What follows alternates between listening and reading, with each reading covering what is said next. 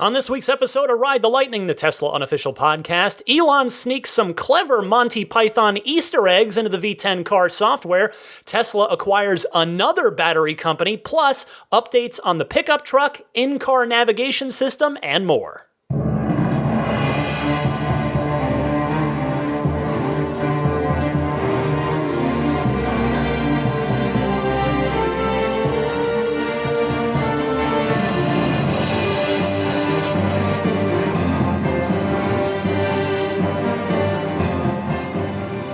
What's happening, my friends? I'm Ryan McCaffrey with you for episode 219 of Ride the Lightning, the weekly Tesla unofficial podcast for October 13th, 2019. Daisy the boxer puppy to my left working on a bone over there. She is happy and having a good time. And for once, she's awake during the podcast. We'll see if that lasts. Well, there is a ton to talk about this week. Another just crazy busy week in the world of Tesla.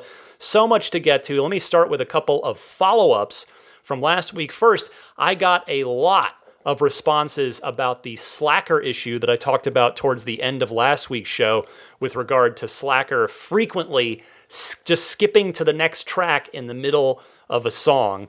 Seemed like, based on the sample size of responses I got, seemed like it was probably a fairly widespread issue. Now, the good news is that I actually got 2 updates today. Not 1, but 2. I've never gotten 2 in a single day before.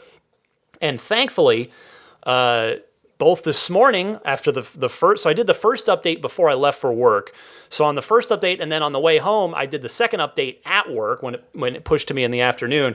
So I am now on 2019.32.12.2. It was .1 this morning. And I did not encounter that Slacker skip track bug today at all. So hopefully this new release has fixed that problem. I'll be keeping an eye on it for sure.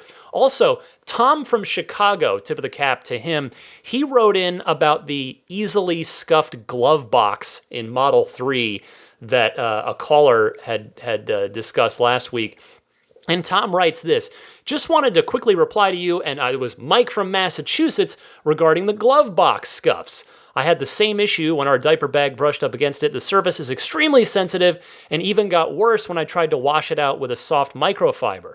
However, I did some research and tried a water-based vinyl dressing, which worked extremely well. I gently put on 1 coat with a microfiber applicator, and it completely covered the scuffs, looks like new, and gives it a deep black look without any oily residue, like Armor All, since it's water-based. It also worked on the dashboard, door panels, and seat back covers too. And he sent along pictures to illustrate his point. It definitely looked great. And the product he was using, this is a listener promotion here, hopefully. But, again, he sent in the picture proof.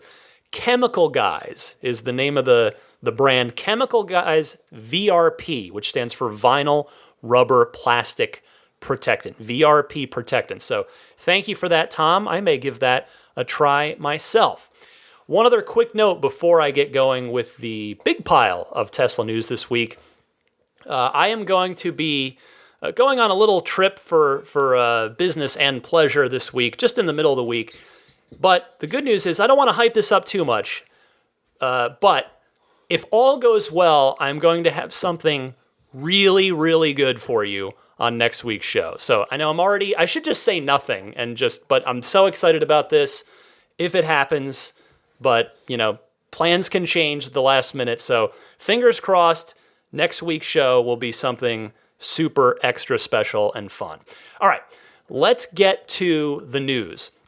First, an unconfirmed rumor via an anonymous Tesla employee. So to clarify on this, I was not able to verify this, so just let's, no disrespect to the tipster that sent it in, but take it with a grain of salt for now. We'll see. It should be pretty easy to prove this out before too long. So the tipster suggests that the cars, the entire fleet of cars that don't have a the rear pedestrian warning system speaker, that those cars are going to get a software tweak, an update that makes their motors a bit louder at low speed. So they're actually just going to crank up the whine that the motor makes at low speed in order to compensate for the absence of a dedicated pedestrian warning system speaker. So we'll see if that comes to fruition here in the coming, days or maybe, maybe weeks, but sounds like pretty soon on that one. Not a rumor, definite fact, full self-driving is going up in price. Elon tweeting out here at the end of the week, now that Tesla version 10 with Smart Summon is out, full self-driving price will increase by $1,000 on November 1st. So it is currently $6,000. It will go up to $7,000. So again, if you are planning on keeping your car for a long time, or you're just interested in the full self-driving features and have not already purchased them with your car, it will be going up by $1,000. You've got basically about 2 weeks or so to make that decision if you'd like to get in on that upgrade. You can log into your My Tesla account and add it from there if you are interested, if you've already taken delivery. Next up this week, some Monty Python Easter eggs have been discovered in version 10 of the Tesla software, thanks to the Tesla Motors Reddit user Tessrella for posting these. And Tessrella writes, if you rename your Tesla to any of the following characters, which will all sound familiar to Monty Python fans: Patsy, the rabbit of Kerbanog, and pardon me if I've mispronounced that, because I confess it's been quite a while since I've seen any Monty Python. Mr. Creosote, again, apologies on mispronunciation, or Biggest Dickus. You can change your car name to any of those, and it will do a cute little Monty Python Easter egg. So a cartoon foot, which if you've seen the show, they'll be familiar with you, or the films, will come down and crush your car on the picture of your car on screen. So that's pretty fun. And the fellow Tesla Motors Reddit user @workuser adds, if you summon the car while it's named Patsy, the car icon changes to the Monty Python character. Coconuts show up next to the summon button, and the coconut sound plays from your phone as the car is driving. So that's super fun, very clever. And we know that Elon is a big Monty Python fan because he has tweeted references to it many times over the years. And also, if I recall correctly, I believe Eric Idle from Monty Python is a Tesla owner. So he in particular will probably get a big kick out of this one. And yes, I apologize for the kick pun on that one. It is unintentional. On a similar note, by the way, Elon says that customized horn and movement sounds, meaning the pedestrian warning system, coconuts being one, of course, coming to Teslas soon. So obviously just the horn that you honk on the steering wheel and seemingly the pedestrian warning system. Coconuts being a reference to the aforementioned Monty Python. And he also added that jungle, rainforest, fart, and goat sounds will be among the others. Well, so I guess those are, those will be memorable ways to let pedestrians or other cars know that you're there. So you sound the horn, and some unaware bystander might be like, wait a minute, did that car just fart on me? So look for many goofy YouTube videos of pedestrian reactions to these things to be hitting YouTube in the not too distant future. Related to this, Elon replied to a Twitter user who wanted to be able to honk the horn out of the new, again, we've been talking about it a lot already here, wanted to honk the horn out of the rear speaker that's for the pedestrian warning system on the new cars. That user writing, I want directional horns. You can't honk backwards. That's annoying, especially when you're trying to back out of a space and someone behind you is stupid. And Elon responded to this saying simply, done. So most of us that already have our cars will not be able to take advantage of that one. But if you are a new owner, you will get to do so. And then, of course, all of you out there who will become an owner from this point forward, and every new owner from here on out will get to take advantage of that feature. Next this week, there's a lot to get to. Another Tesla acquisition. A tip of my cap to Josh West, a listener from the Toronto area, who sent this to me. A Canadian tech website called Electric Autonomy reports that Tesla has snapped up Canadian battery specialist Hybar Systems. Electric Autonomy writing, Tesla is expanding into Canada with the purchase of a Richmond Hill, Ontario company specializing in battery manufacturing, Hybar Systems Limited. The quiet purchase, not previously reported, happened between July and October of this year, according to public records. Hybar Systems was founded in the early 1970s by German-Canadian engineer Heinz Barral as a leader in precision making of small-cell batteries through a highly mechanized pump injection system. End quote. Thank you, Electric Autonomy.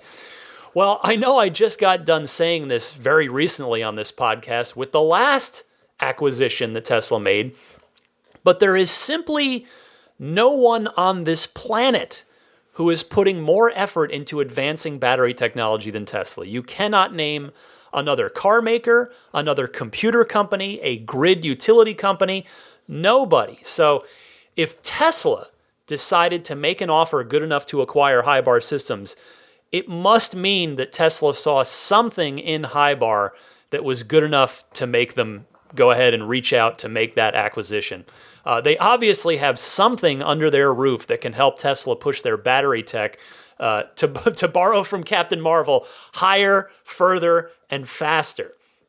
Also, too, the Battery Investor Day that we're due to have, sometime early-ish next year, just got a lot more interesting yet again, because that is when Tesla is probably going to show their cards with regard to Hybar, Maxwell, and everything else that they have been quietly up to. My goodness, lots of activity in the world of Tesla, and the company's just adding all kinds of talent lately.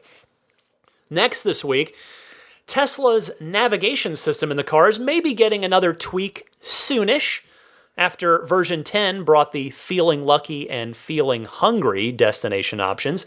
Elon was asked on Twitter, allow us to choose a route based on more autopilot, not just shortest travel time, because autopilot is the greatest thing ever, period, and I'll spend an extra 15 minutes on my commute if it means more autopilot. And Elon replied with simply, agreed. So it remains to be seen whether these navigation routes will actually be user customizable, or if there will simply be a maximize autopilot usage route option alongside home, work, feeling lucky, and feeling hungry. Either way, I think that is going to be a very welcome feature. Moving on, Tesla seems to be looking for ways to improve the in-car screen viewing experience for everybody in the car, not just the driver, according to a new patent application. And my goodness, Tesla has been busy at the patent application office lately. I feel like I'm doing these stories every week now. Teslarati reporting this one, and they write, a recently published patent from the electric car maker titled Holographic Decorated Glass for Screen Color Matching outlines a way for the electric car maker to improve the viewing angles of its vehicle's displays. In the patent, Tesla notes that, quote, because display screens typically have a periodic microstructure, e.g. a pixelated structure, the color of the display screen may be dependent on the angle at which a viewer is looking at the display screen, end quote. This results in viewing angles that have significant room for improvement even among high-quality screens. In the patent, Tesla opted to utilize a pigmented frame and index match glue to coat its vehicle screens, as well as a holographic glass panel. By adopting these techniques, Tesla expects to provide its vehicles with a screen that can offer optimal viewing angles for all passengers. This is especially useful when paired with the company's entertainment features, such as the Tesla Theater or Tesla Arcade, which are, of course, accessible when a car is in park. Well, this sounds great.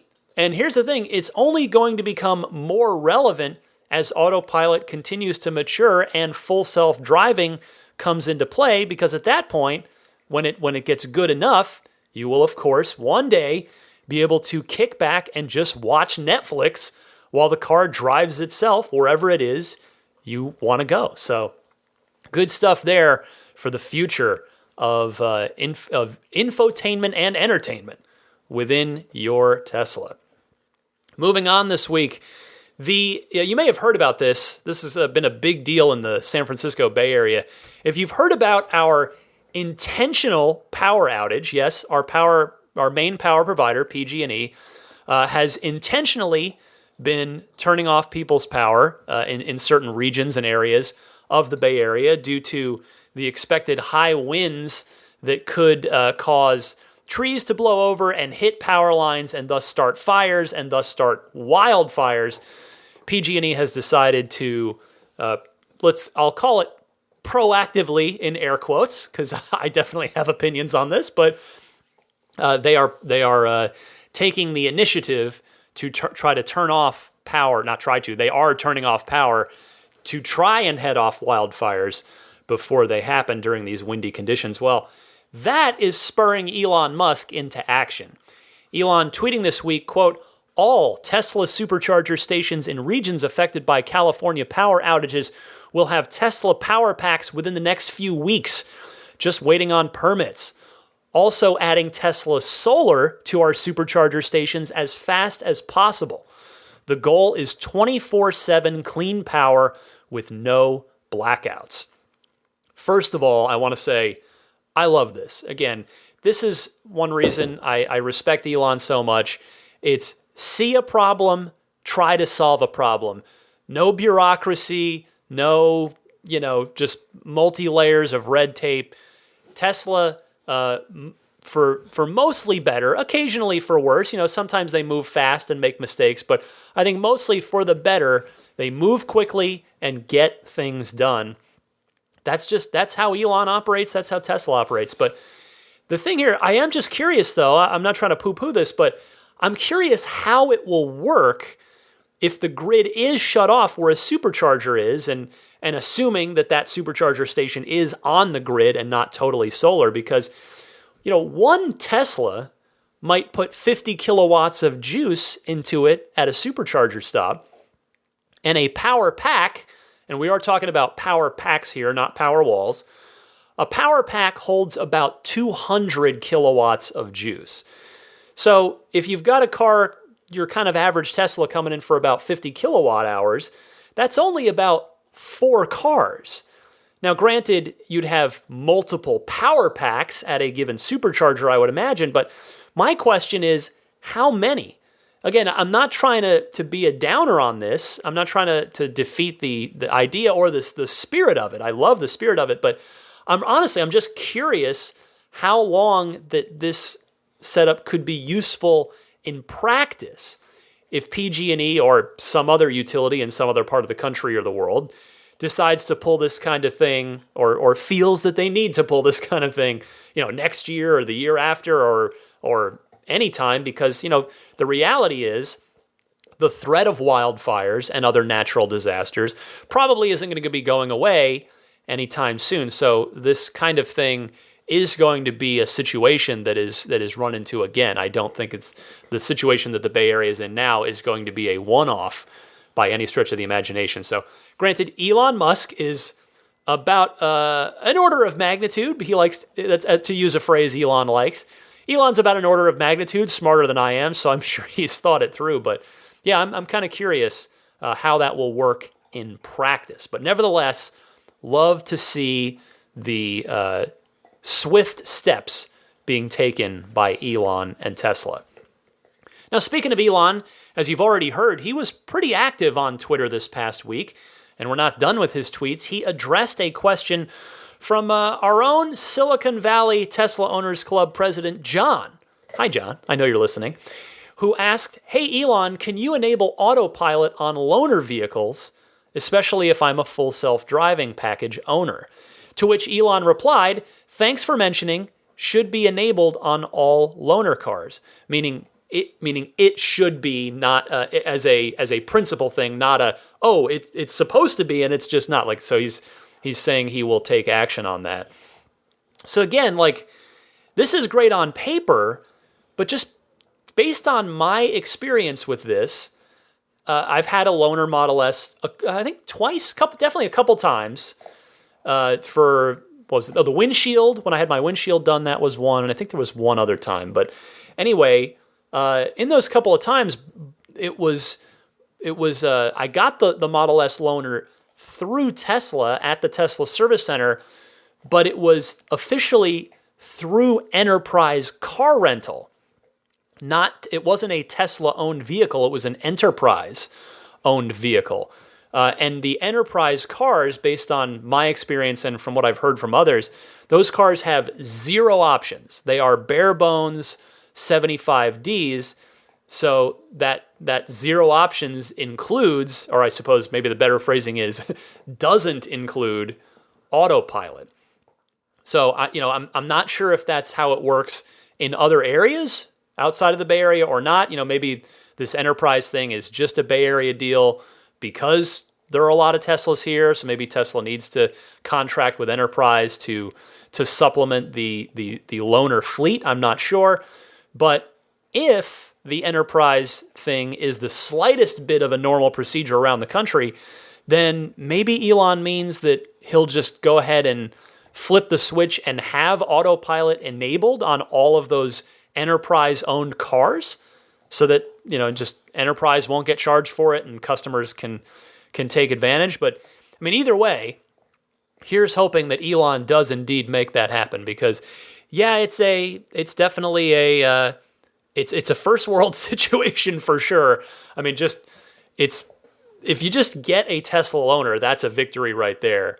Because I've had the very first time I went for service, which was, it was a flat tire, and they needed it longer than, they couldn't get it done right away for me to just wait for it, so they gave me a loaner. And it was an internal combustion engine car, and it was like going back in time to the Stone Age. And I don't say that derisively, I say that just as in celebration of Tesla. Like after having gotten my Model 3 and been driving it for, it's like a month or something, because I got that first nail in my tire real quick. And then hopping in a gas car, I think it was a Nissan Altima, if I remember right. And it was like, wow, this feels like 100-year-old car. So anyway, as long as you get a Tesla, that's the good part. But yeah, if they can get Autopilot enabled on them, that would be even better. So thank you, John, for floating that Elon's way. And I'm glad Elon replied in agreement with all of us that we'd like to have Autopilot on those loaner cars. All right, just a couple more quick things for you this week. Tesla will report its Q3 earnings a bit earlier than they traditionally do after the end of a quarter, though I guess it should be noted that they did it, quote unquote, early last quarter. So I guess it remains to be seen. We'll wait till next quarter and see if maybe this early is just going to be the new normal time frame. But the date is going to be October 23rd. So that means you're listening to episode 219 of this show. So in 2 episodes from now, keep an eye out, or an ear out, I suppose, more accurately, for my big quarterly earnings recap and analysis episode, which I always have a good time doing. Those are very busy weeks, but it's always fun to go through those, break them down, chop them up, and present them to you guys in a more digestible format than they're presented to investors. So yeah, stay tuned for that episode in 2 weeks. And finally this week, it's mid-October as I record this, and Elon Musk once again publicly saying that November is the targeted window for the Tesla pickup truck reveal. So he just reaffirmed that on Twitter, saying November is still the plan. So thus, I think it's fair at this stage here in the middle of October to say that if it's going to slip at all from November, it probably won't be by much. I would imagine if it does slip, it'll probably only be by a week or two into early December. So if you are interested in the Tesla pickup, and I've heard from plenty of you that are, have at least $1,000 ready to put down as a deposit if you are interested in getting in line early on this thing. And in addition, I think I speak for everybody listening to this when I say that I really, truly cannot wait to see what this thing looks like. Elon saying again this week, hey, he brought up Blade Runner yet again. So this thing is going to look very different than any other vehicle on the road, Tesla or otherwise. I cannot wait to see what it looks like. We got the teaser image back at the Model Y unveiling that was confirmed to be the front of the truck, and it is definitely very distinct. So what's the whole thing going to look like? What's it going to be capable of? I absolutely cannot wait to find out. So it's probably going to be in 4 to 6 weeks' time. You can rule out Thanksgiving, obviously probably that whole week, I would imagine. Thus, I would imagine it's maybe even 4 to 5 weeks if you want to look at it that way. It's going to be coming up really, really soon. All right, that's everything in a busy week of Tesla news.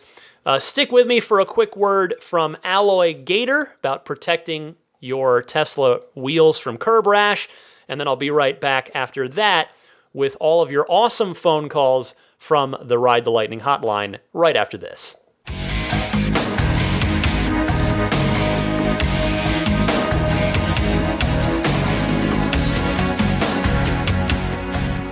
This week, Ride the Lightning is brought to you by Alloy Gator. Check them out at alloygatorusa.com. Alloy Gator is the #1 way to protect your beautiful Tesla wheels from nasty curb rash incidents. Alloy Gator comes in a variety of colors, so if you want to get something that blends in with your wheels, you can do that. Or if you want to add a little extra personality to your car, you can choose from 14 other colors to really make your wheels pop. Having Alloy Gator professionally installed is highly recommended, so to learn more and find an installer near you, visit alloygatorusa.com. Oh, and by the way, Alloy Gator is currently running a special promotion for product installed at an authorized dealer. Go to alloygatorusa.com and use the promo code RTL20, and Ride the Lightning listeners will get a further 20% off of your order. Thank you, Alloy Gator. All right, welcome to the Ride the Lightning hotline, your time to shine, your calls with your questions, comments, discussion topics in the world of Tesla. You can contact me in one of two easy ways if you'd like to call into the show, which I welcome and encourage. You can either use your smartphone's built-in voice recording software, record your question. Please try to keep it to 90 seconds or less so that I can get through as many per show as possible. So 90 seconds or less, and you can email that file to me at teslapodcast@gmail.com. Alternatively, you can call in and leave a message on the Ride the Lightning hotline. It's nice and easy. It's a toll-free number. Dial it anytime you like. It's 1-888-989-8752. That's 1-888-989-TSLA. And if you know someone special with an upcoming birthday, anniversary, graduation, or some other special occasion, you can give them a unique gift of recorded voices from friends and family telling them why they're special. The recordings can be podcasted or put onto a keepsake. If you'd like to learn more, please visit lifeonrecord.com. Let's start with Dave in Tallahassee, Florida, who has some suggestions for Model 3 after having owned one for a bit. Go ahead, Dave. Hi, Ryan. This is Dave Fountain in Tallahassee, Florida. First-time caller, but listening for over a year. Took delivery of my Model 3 long range September of 2018. Bought it right off the dealer floor. No waiting, no muss. Couple of suggestions that they might consider. One is making the typeface or type size adjustable on the home screens, so that those of us who are getting older and a little more nearsighted or farsighted, I never have understood the difference, can enlarge the type size on the top of the screen there and be able to read it without glasses. The second is I'd like to see an odometer show up on that default page, probably down near the windshield wiper control button, so that you don't have to go hunt what your current odometer readings are. So just a couple of suggestions. Enjoy your podcast. Keep it up. Bye. Dave, thank you for calling in and welcome to the podcast. I think your suggestion about font sizes isn't just a good idea, it's an accessibility issue. Smartphones have this built in. You can choose your font size, you can have bigger text if you want it on your phone.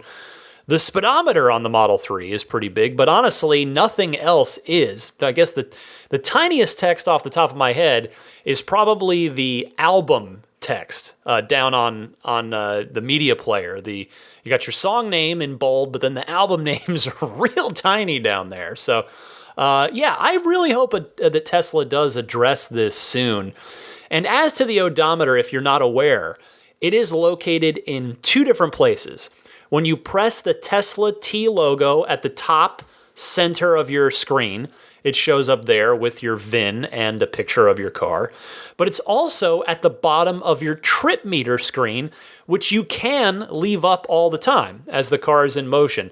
Granted, you got to pull it up on every trip. You can't permanently all the time dock it there, but it will stay up once it is pulled up. So if you swipe right at the bottom left part of the screen where the camera, charging, and microphone icons are, that's how to pull it up, and then you just scroll to the bottom, and it should be there for you. Thanks, Dave. Let's stay in Florida, go to Naples, and talk to Eduardo about full self-driving. Go ahead, Eduardo. Hey Ryan, this is Eduardo from Naples, Florida. I had a question regarding full self-driving and emergency vehicles. I wonder if you know how will the car react whenever a police officer or a fire truck gets behind them with the lights turned on? Will the car be smart enough to recognize the vehicle by its lights or maybe by the sirens? Or how else could it recognize that it's a police officer or emergency vehicle and move over for it? Let me know what you think. Thanks for everything you do. Have a good one. Bye-bye. Excellent question here, Eduardo. And while only the Autopilot team can give you the true best answer, my expectation is that particular ability will be one of the very last full self-driving features to come online. Part of level 5, where you need zero human input during the drive. I think that for the foreseeable future, even if the car can reasonably handle your entire drive with you just ready to take over if need be, I think you're just going to have to manually take over if an emergency vehicle is approaching you, because there are just so many variables, I think, in order to reasonably expect the car to be able to do that on its own anytime soon. I mean, you could have a fire truck coming from behind you, and you need to pull to the side of the road, even if you're in the left lane. An ambulance could have its sirens on and be coming through your intersection at a red light while yours is green, but of course you and all the other cars going your way have got to stop at that green. So I think manual input is probably going to be required when dealing with emergency service vehicles for quite a while yet, but who knows? I mean, if Andre Carpathy were here, maybe he would say that they've got a plan for that. But thank you very much for your call. Let's cross the country out to Loomis, California, and talk to Kara, a Model S owner who wanted to talk about version 10 of the Tesla software. Go ahead, Kara. Hi, Ryan. This is Kara from Loomis, California. I have a December 2017 Model S that I love, and I just got the version 10 update. However, I am not getting lots of the goodies that came with version 10. I don't get Cuphead. I don't have Beach Buggy Racing. I'm not getting karaoke or Netflix. I think there's a couple other things that I'm not getting. I'm also not getting to log into Spotify. Looking online, it looks like I may still have the MCU1 and that an MCU2 is required, which started coming out about maybe February 2018. I'm wondering if anybody else out there is in the same boat. If there's a workaround, from what I've read, it's going to take a major upgrade, including wiring harness, to change that out to version the MCU2. So if anybody has a solution or has done that upgrade or has heard anything about an upgrade, I'd appreciate any help or advice. Thanks a lot. Enjoy the show. Thanks for your help. Thank you for your call, Kara. And yes, unfortunately, the MCU situation affects a lot of Tesla owners. And as Tesla does more and more major new fun stuff with these updates, it's more and more stuff that the MCU 1 owners will not be able to get access to. The solution, seemingly, is to allow an upgrade to MCU 2. Sure, you'd have to pay for it. It wouldn't be a warranty thing, and it probably wouldn't be cheap. I'd heard a rumor a while back, don't quote me on this, that just an MCU replacement, if you had to do one for whatever reason, like if the screen broke or in a non-warranty situation, was $2,000. So maybe just kind of figure in that ballpark. But if you're planning on keeping your car for a while, a lot of people might very well find an MCU upgrade worthwhile. I have personally driven both MCU 1 cars, that would be extensive behind the wheel time with my cousin Pat in Arizona's 2013 Model S, and certainly I have plenty of time with MCU 2 in my own car, and there is a definite, obvious difference in the zippiness and responsiveness of the touchscreen. The kicker here is that Elon has publicly said that an upgrade will be doable, and he's mentioned it more than once, including just very recently, but nothing has yet actually come of it. So this, I have to say, it is definitely very high on the list of things that I would like to ask Elon about if I ever get a face-to-face chance, because Twitter is a little trickier, 240 characters, and you can't really follow up. And I actually had floated, after your call came in, I did float a tweet Elon's way about this. Didn't get a response, just to try and get something on the record. But fortunately, he did reply to someone else this week about it, and he just said working on it. So hopefully, it is a thing that is going to be available to people sooner rather than later. Let's go to Todd in Cleveland next, a mid-range Model 3 owner, and he has not a concern, but I guess a feature recommendation would be the way to phrase this. Todd, you're on the air. Hey, Ryan, it's Todd in Cleveland again. Hopefully better connection this time. I'm a proud owner of a mid-range Model 3, and I love the car, especially the performance aspects of the car, even the mid-range acceleration and handling, and everything about it I love. But those things that I love make me a little concerned as my daughter nears driving age. And I guess I had an idea for an enhancement for the car, and I wanted to get your opinion on it and maybe the community's. It seems to me that relatively easily they could extend the valet mode. I think valet mode is maybe a little too restrictive at 25% power in my car anyway. But something like locking in chill and locking in standard steering, as well as locking in the top speed as the posted speed as listed in as Tesla records it, would make me feel a lot better about having my daughter drive the car, and would probably be my preference for her to drive the car with the crash avoidance features and the other safety features of the car. I feel a lot better about it. But youthful driving mode that's locked behind a pin, like you have for the valet, but with some slightly different features, I think would be very valuable. So I don't know, just throwing it out there. Want to get your thoughts, Ryan? I love the podcast. Keep up the great work, and thanks for all you do for the Tesla community. Todd, I hear you loud and clear. Thank you very much for calling back.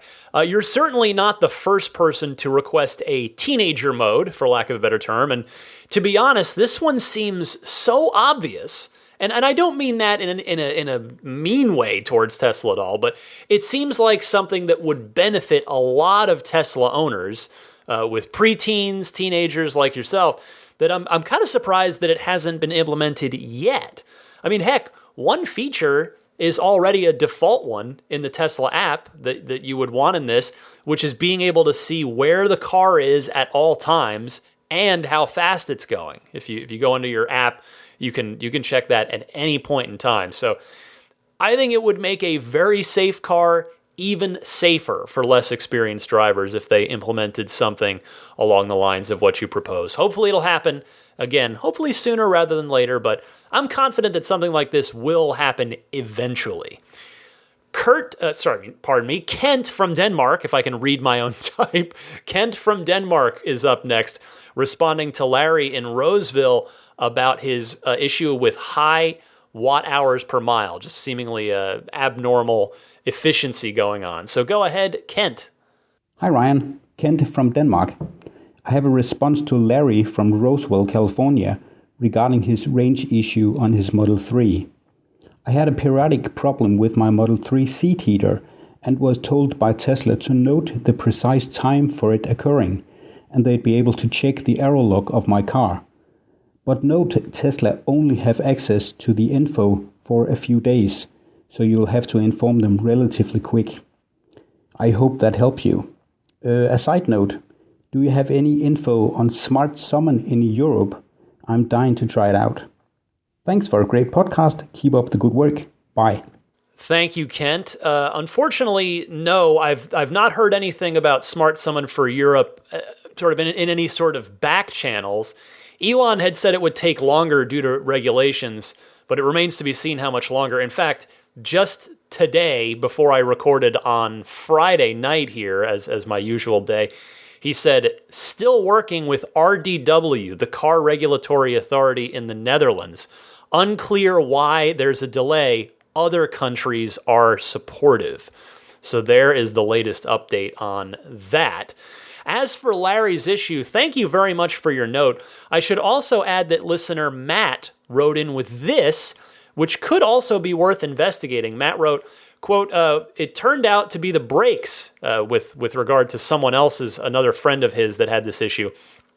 He also had multiple trips to the service center before they replaced his rear brakes, and that looks like it has fixed the problem.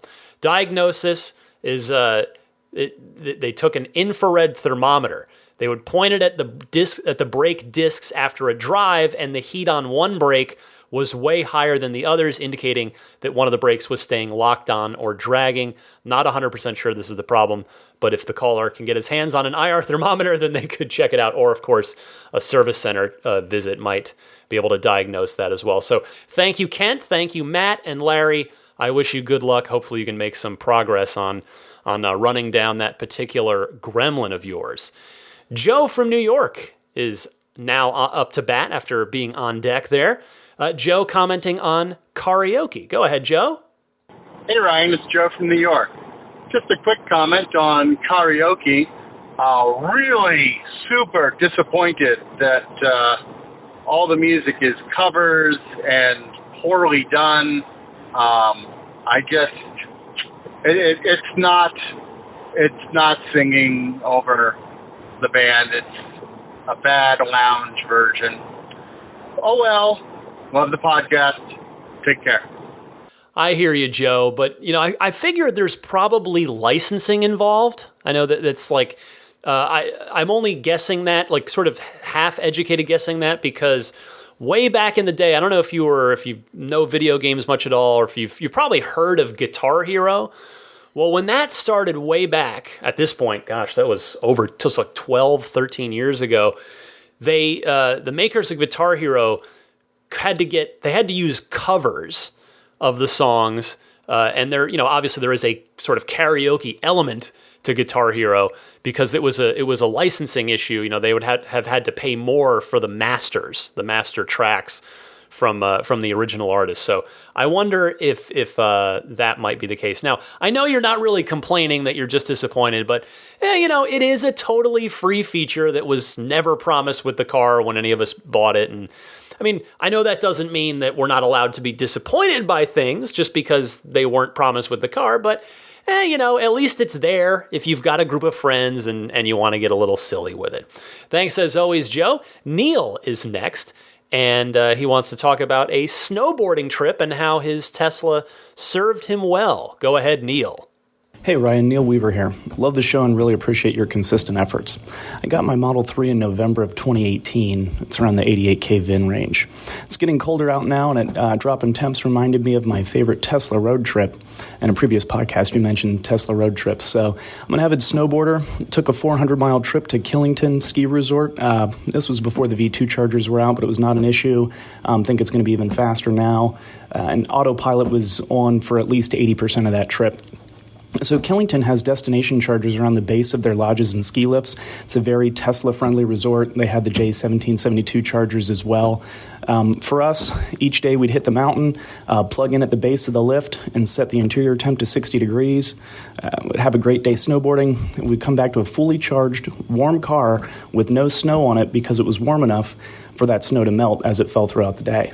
Another note there, in New England, they're famous for beer, specifically IPAs. We discovered that the frunk was a great cold storage area for our beer. The car would stay warm, the frunk would stay cold, and the beer didn't even freeze overnight, so it was great. That may be related to the high alcohol content, but nonetheless, it worked out great. One last reminder for folks this winter, you will see a 10 to 20% drop in range based on how low the temps are. Love the road trip, it was great. Thanks again. Love the podcast. That is a great story, Neil. Thank you so much for that. I'm so glad to hear that your Model 3 did so well for you last winter. And as you noted, it should be even better this year because you've got upgraded superchargers and more stuff to do when you have to stop and charge, like all the games, Netflix, Hulu, YouTube. So safe travels to you. Appreciate the story there. Damon from Northbrook, Illinois wants to talk about customizing the interior of his Tesla. Go ahead, Damon. Hey, Ryan. Damon out of Northbrook, Illinois again. Just a quick question and a few tips. I am considering doing a wrap on the dash of my Model 3, but want to know if anyone's had experience removing a wrap, if there's any residue or problems left behind if they attempt that. That brings me to my first tip.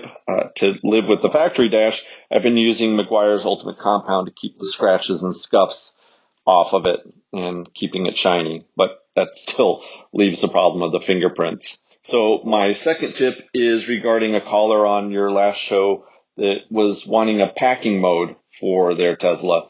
And I had the same problem. It's actually exacerbated on my Model X because every time I go by with my key, it pops the door open.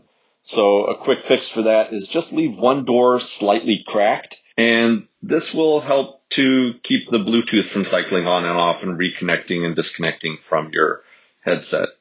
Also, it will leave the climate system in whatever state you leave it, which leads me to my third tip, being able to quickly shut off the climate system. Instead of having to tap the screen and go in and hit the power button, you can just do a long press on the fan icon, and that will quickly shut off the fan. And then as you're loading your car and doing what you need to, that will stay off and keep it from draining your battery.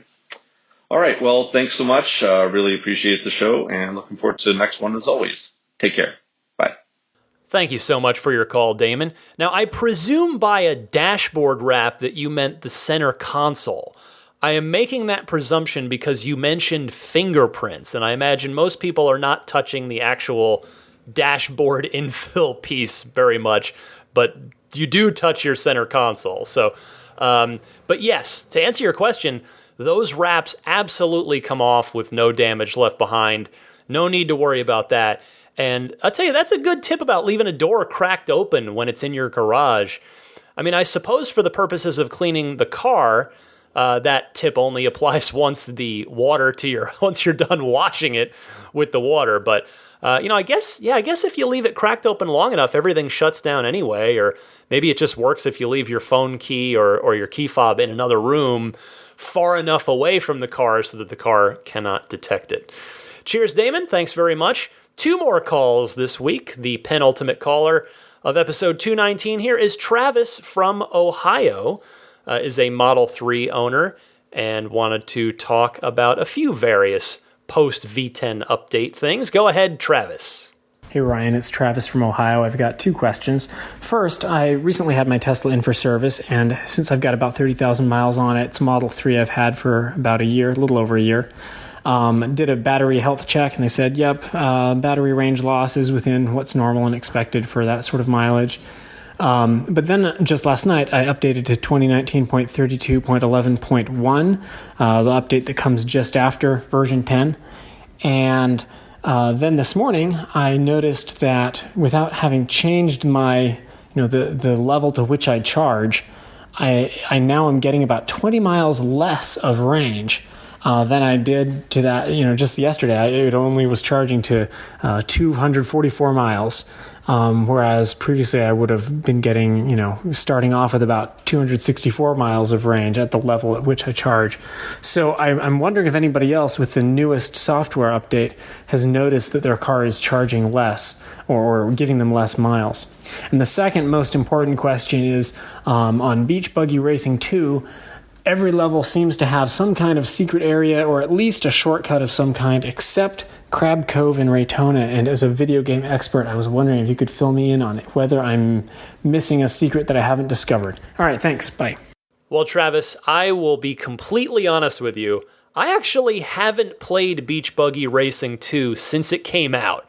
And the day it did, I went down and played it in the garage in the 2-player mode with my daughter. So now you're making me want to go back down there and check that level out to see if I can find anything off the beaten path. And to your other thing, I seem to be unaffected by the latest update range-wise. So hopefully that was just a one-time aberration and things have returned to normal for you now. Cheers, Travis, and let's finish strong here with Cameron in San Francisco, and has some advice for other listeners who may be affected by a particular thing. Cameron, go ahead. Hey, Ryan, this is Cameron calling from San Francisco. I've been listening for almost 2 years now and look forward to it. Look forward to every Sunday when I get to listen to it. So thank you for everything that you do. I'm calling in with a piece of advice. I don't know if it's quite a pro tip, but I know some people have had some issues with smell, like the smell of their car in the cabin. And so I have two kind of related tips that really help. One thing I did 2 weeks ago was buy a activated charcoal pad off of Amazon for like $8. And they're this thin pad, maybe 3 foot by 4 foot activated carbon, and I cut it to fit my cabin air filters and just stapled them on. And so that activated carbon really helps with reducing odors and AOCs from the outside. And then the second thing is this product called Cool It, although I'm sure there's other cheaper products available. This one's about $16 off Amazon. If someone's replacing their cabin air filter already, if they just spray some of this Cool It cleaner on the inside of the coils, they'll actually be able to clean out any mold or bacteria that's on there. So I'm hoping these two different tips together will help anybody with who's dealing with smells. Thanks. Bye. Hi, Cameron. I know this has been an issue for a reasonable number of Model 3 owners. I've read about this one on in and around the community a good bit. So I am more than happy to play your call here for anybody that's been affected by this. I really super appreciate those two constructive suggestions. Thank you very much, Cameron. Thanks to all of you for calling in. And by the way, quick word, Raphael from Seattle. I got your call this week, but it totally broke up. It just was, poor connection. It happens.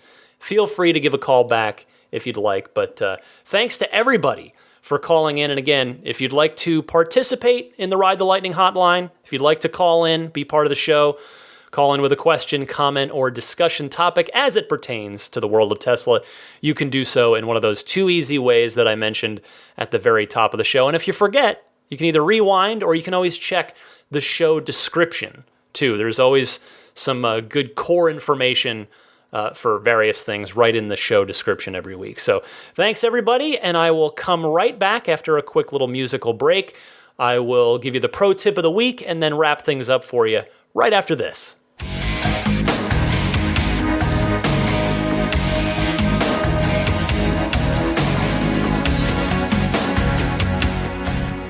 Well, the only real interesting thing I have to share about my adventures this week in my car is to note, at the top of the show, I told you about how it seems like just maybe, it's only a one-day sample size as of this recording so far, that maybe that slacker skipping tracks bug has been rectified. One I'm a little bit more confident in, because it's been a good little while since it happened now, is I think the easy entry bug that I mentioned that I was having, 2, 3 or so shows back, that seems like, knock on wood, that seems like it has been squashed. So good news on that. Hopefully, if you were also affected, it has either been rectified for you or will be when you get your next update. Time for the pro tip of the week. It comes from Neil in Ohio, who is a signature Model S owner, which is just, that is worth a tip of the cap for sure. That is awesome. Signature Model S owner. He's got a pro tip of the week for you right here. Hey, Ryan, it's Neil from Ohio again. I came across a function of both the Model S and the Model 3 that, we've been a Model S owner since an early signature car. So I'm not one to have more recently read a manual. I just kind of grew up with the car, so to speak. And so this one kind of came and hit me by surprise. If you are streaming music and you use the skip track function, but instead of clicking it, you hold it, it will actually change your selected station to the next one in your list, whether it's recent or favorites, whatever section you might be in. So I thought somebody else like me may not know that one offhand and find that function useful. Thanks again for the podcast, and talk to you soon. Bye.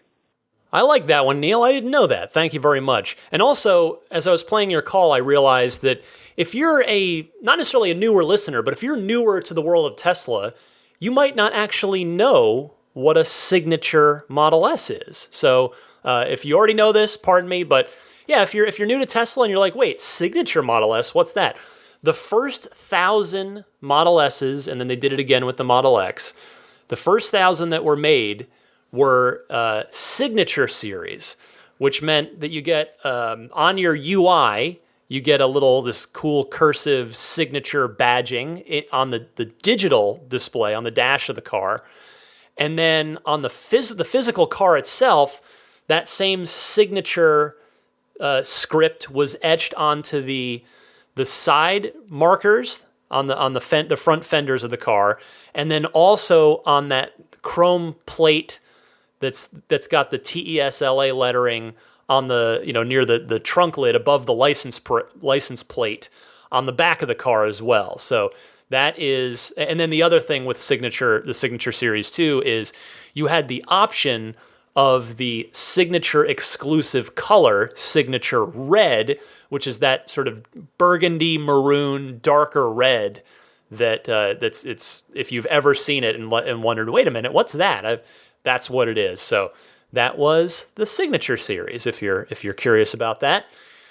All right, that'll about do it for me. And yes, Daisy the Boxer Puppy is now sleeping. No surprise there. I'll be doing the same too. I'm hopping on a very early flight tomorrow. I'm going to be in Las Vegas just for Saturday. My aunt who lives there, she's the oldest of my aunts and uncles on my mom's side of the family. She is turning 70, so a bunch of us are flying out and going to have a nice big family party for her. Really looking forward to that because it'll be a good chance to see a lot of people and I love seeing her too. So sadly, I won't even have time to go visit the cool new V3 supercharging station there in Vegas, but the nice part is the weather forecast is really good. It's supposed to be 78 degrees. Can't beat that. So anyway, before I hop on that plane, let me get this show finished and uploaded for you. And hopefully you enjoy this week's episode. I remind you that Patreon is the primary way that you can choose to support my efforts here. If you so desire, it's always going to be optional. The show's always going to come out at the same time every week. Pride myself on that. But if you do see fit to recognize my efforts and my time and energy here by way of a Patreon support, I would certainly welcome it and very much appreciate it. You can learn more about the different tiers of support and what those different tiers get you as a bonus perk. You can find all that on my Patreon page, which is patreon.com/Tesla Podcast, Patreon being spelled Patreon. Meanwhile, Immaculate Reflections, they're right here, ready to take care of you and your car. If you're in the Bay Area, if you're going to be in the Bay Area, just an unbelievable quality on the detailing work, whether you want to do ceramic coating, which they're offering $100 off of right now, paint protection film, which is also $100 off, unless you opt for a full body paint protection film package, in which case there is a $250 discount. There's even a little bit more discount to be had if you are an active or retired military member. Just show Jeff at Immaculate Reflections your military ID. Of course, you want to mention it to him as you're setting things up as well. But yeah, if you want to do any of that stuff, go for it. Your car will thank you. I promise you that. And I know I thank Jeff and thank my car. That was money well spent as far as I'm concerned. irdetailing.com. I should tell you how to reach Jeff. irdetailing.com. And then abstractocean.com has all kinds of great Tesla accessories mostly for your car, some stuff for you as well. The big one, they've got the new version of their tempered glass screen protectors. They've got those different styles of the center console wrap. Had a caller calling in about that a little while ago. They sell the TESLA lettering that's similar to how the Roadster has it. If you want to put that on the back of your Model 3, you can do that. So browse what they've got, check it out, pile up anything you want to buy into your cart, and then use the coupon code RTL Podcast, all one word, RTL Podcast at checkout to get 15% off of your very first order. And then there's, of course, Jada. No discount there, sadly, but I am definitely a fan of their products. The USB hub, adding some extra USB ports, plus that cool magnet door, the sort of fake dummy wall where you can hide your Sentry Mode dash cam USB stick back there. It fits perfectly flush. It's like it's a factory accessory. That's one thing I love about it. And then the other one, of course, the wireless charging pad. If you have a Qi-compatible wireless charging smartphone, that also, same thing. Just no tools, goes right in, flush, looks clean, looks factory, works great. If you want to order either of those, I would humbly ask that you use my referral link, because they'll throw me a few bucks from the sale if you're buying it through my link. So that link is getjada.com/ref/8. And Jada is spelled JEDA. I mentioned the podcast email address earlier, but just one more time, it's teslapodcast@gmail.com if you'd like to reach out to me via email.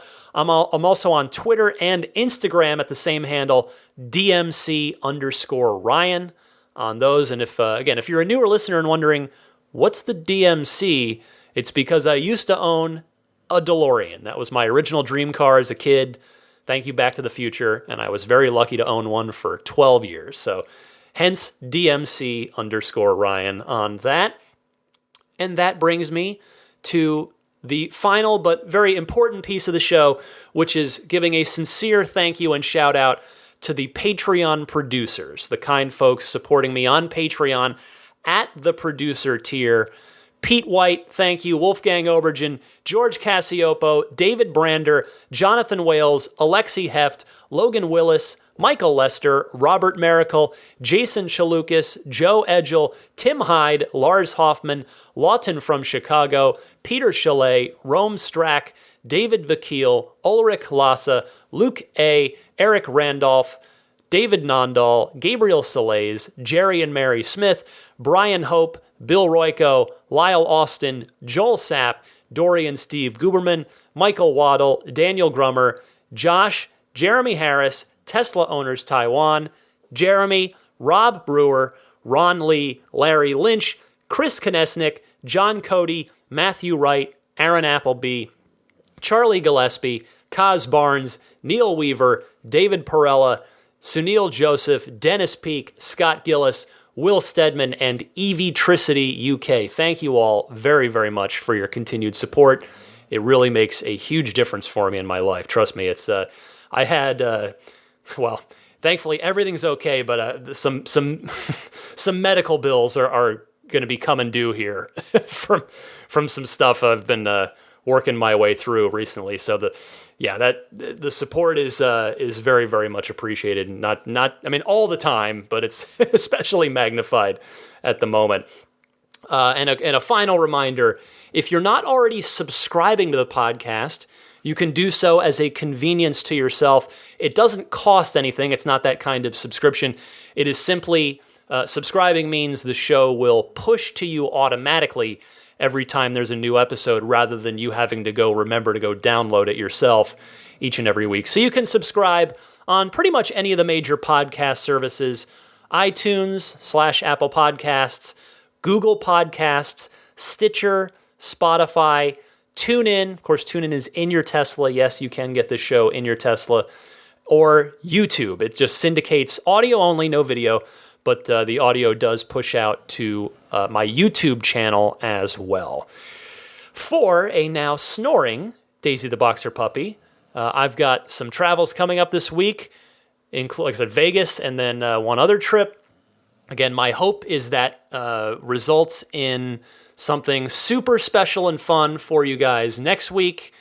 I'm not going to jinx it by telling you what it is now. I want to wait till it happens and it's done and it's recorded and it's all set to go. But not to hype you up too much, but if all goes well, next week will be a very special episode. So with that teaser in your minds, I bid you farewell for another week. My name is Ryan McCaffrey, as you well know, and I thank you all for your time and your attention and your support, however you give it, whether it's on Patreon or just by listening. I always appreciate your kind comments on Twitter and on Instagram and on email and the phone calls. It's this, I tell you, I say it a lot, but I mean it every single time. It's this little community within the larger Tesla community that you have helped build with me.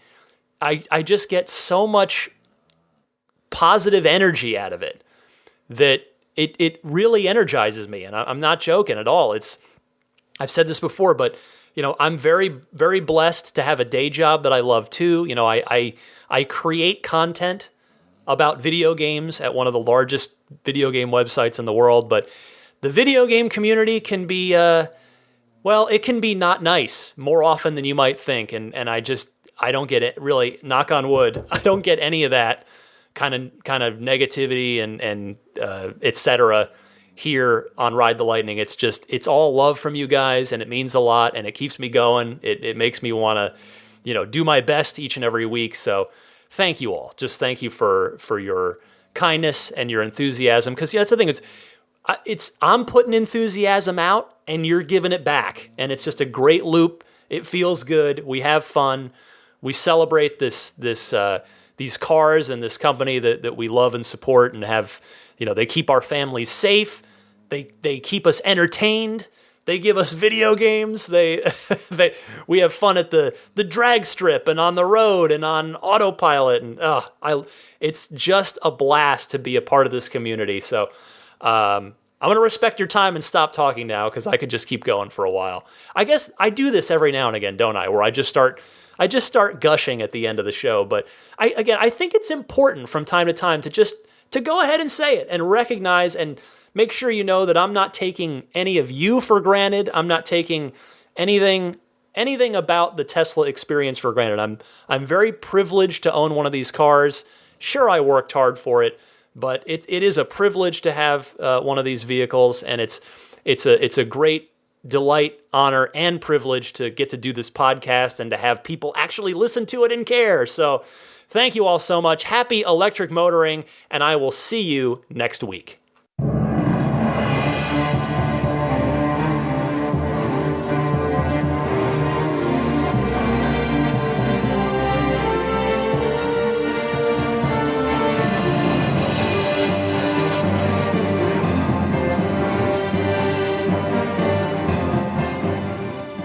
I mean, I think a Tesla is the most fun thing you could possibly buy ever. That's what it's meant to be. Well, our goal is to make it's not exactly a car. It's actually a thing to maximize enjoyment. Make it maximum fun.